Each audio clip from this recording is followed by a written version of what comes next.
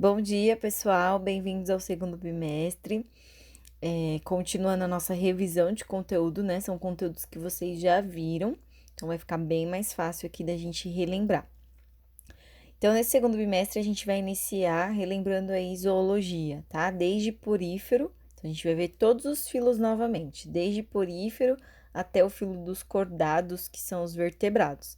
Então, nessas primeiras aulas aí, a gente vai ver todos os filos que compreendem os animais invertebrados e, por fim, vai fechar aí no filo dos cordados. Então, vamos lá relembrar. Dos poríferos, né? Porífera vem de poros, são animais que apresentam poros no corpo. Um exemplo clássico é a esponja do mar.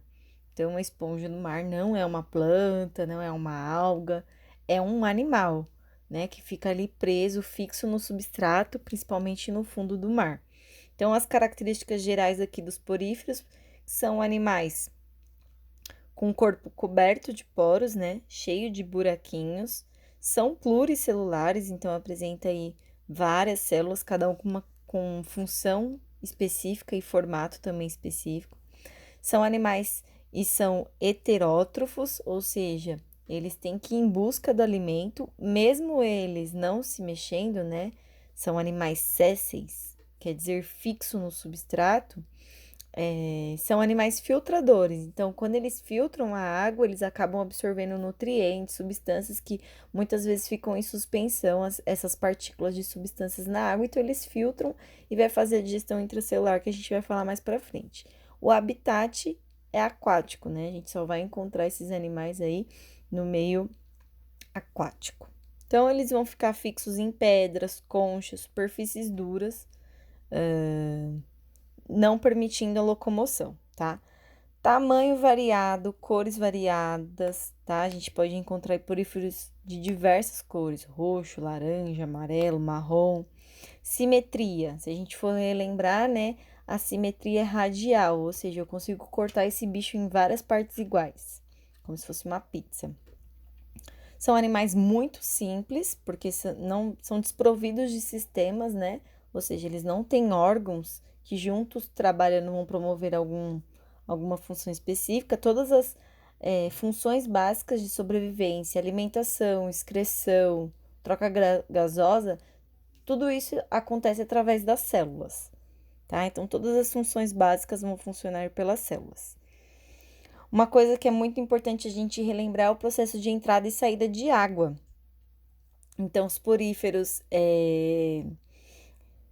eles vão através dos poros e de algumas regiões permitir, né, a entrada, esse fluxo de água, e esse fluxo de água entrar e sair vai permitir aí, principalmente, a alimentação desses bichos. Então, olha só, vamos relembrar. Na parte de fora, a gente tem os buraquinhos, que são os poros. Na parte interna, se eu cortar esse porífero, a gente tem o átrio ou a espongiocélio, que é essa região aí interna. E por cima, a abertura maior, lá na parte superior, a gente chama de ósculo. Então, a água ela vai percorrer mais ou menos esse caminho. Ela vai entrar pelo poro dos poríferos, entra por esses buraquinhos, passa por essa cavidade interna, que é o átrio ou espongiocélio, tanto faz, pode ser chamado dos dois jeitos, e o restante da água vai sair pelo ósculo. É claro que a água tem que sair, porque senão, se só entrasse água, ia chegar uma hora que esse bicho ia inchar e explodir. E aí, como não apresentar órgãos, são animais muito, muito, muito simples,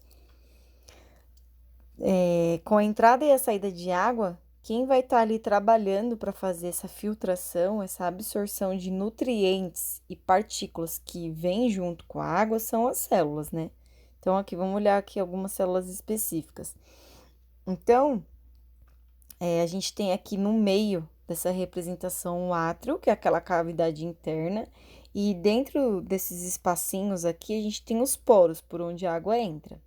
Se a gente for reparar, ao redor aqui do corpo desse porífero, a gente tem várias células específicas, né? E uma delas, uma das mais importantes, é o coanócito.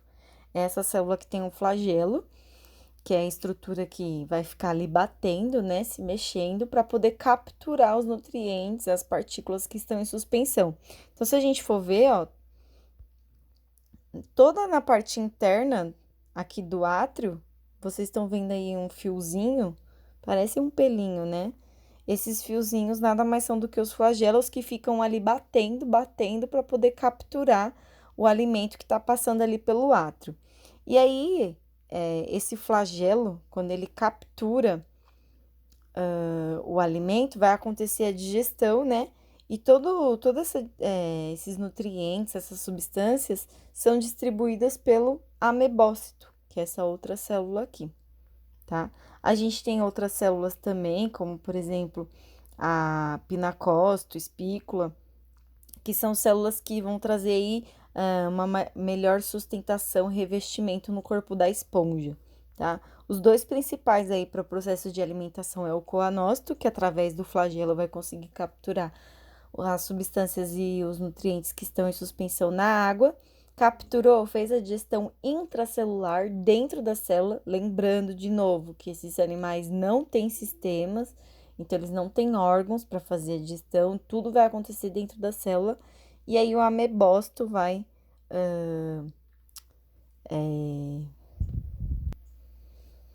E o amebócito, então, vai fazer a distribuição desses nutrientes por todo o corpo da esponja, tá?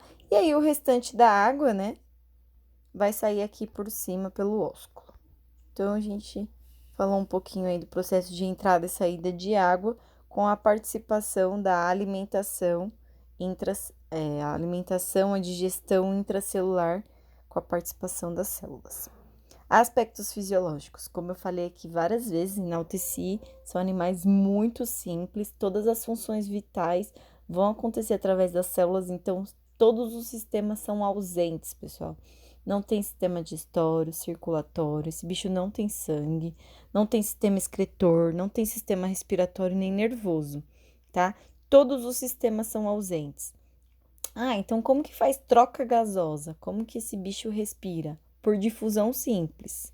Então, não sei se vocês vão lembrar lá do primeiro ano, um conteúdo que é de transporte celular, que explica a entrada e saída de gases pela membrana plasmática de uma forma que não gasta energia. A gente chama isso de difusão simples, tá? Então, o gás, o oxigênio que está dissolvido na água, ele consegue entrar pela membrana e fazer lá o processo de respiração do animal. A reprodução. A gente tem aqui dois tipos de reprodução que pode acontecer com as esponjas, tá? A reprodução assexuada, que a gente também pode chamar de brotamento, ou seja, eu tenho aqui uma esponja, ela vai fazer divisão celular por mitose, e aí vai desenvolver um brotinho, consequência do processo de divisão celular. Esse broto, ele vai crescer em tamanho, vai chegar uma hora que ele não vai conseguir ficar mais preso no corpo maior, ele vai se desprender, se fixar no substrato, se desenvolver, crescer em tamanho, se tornando uma nova esponja. Por que assexuada? Porque brotamento, porque formou um broto através do processo de divisão celular. Então, os poríferos, eles podem ter essas ramificações, né? Então, aqui, ó, vários raminhos. Isso é devido ao processo de divisão celular, tá? Lembrando que é assexuada porque não teve aí mistura de material genético, não teve processo de fecundação, só processo de multiplicação celular, fazendo com que esse indivíduo aqui seja idêntico ao anterior. E também pode acontecer, dependendo da espécie, de esponjas que fazem processo de reprodução sexuada. Ou seja, agora sim vai ter troca de material genético. Eu tenho uma esponja macho, uma esponja fêmea. O macho libera os espermatozoides, tá? Na água. Esses espermatozoides caminham até o óvulo dentro do corpo da fêmea. Vai acontecer a fecundação. Depois da fecundação, vai formar uma larva. Essa larva é o único momento em que o porífero vai se mexer, se locomover. Essa larva vai nadar, nadar, nadar, nadar, cair num substrato, se desenvolver num porífero jovem até se tornar adulto novamente. Essa esponja jovem que foi formada, gerada, ela não é idêntica às esponjas que deram origem a ela. Por quê? Porque tive aí uma mistura de material genético, né? Eu tive, então, proporcionou uma variabilidade genética, porque a gente teve aí um encontro de gametas, podendo misturar o material genético. Beleza, pessoal? Então, aqui a gente encerra os pontos principais para relembrar o filo dos poríferos, que são as esponjas do mar, animais muito simples, desprovidos de sistemas e são filtradores, filtram a água para obter o alimento. A gente encerra aqui, no próximo vídeo eu vou falar sobre os quinidários.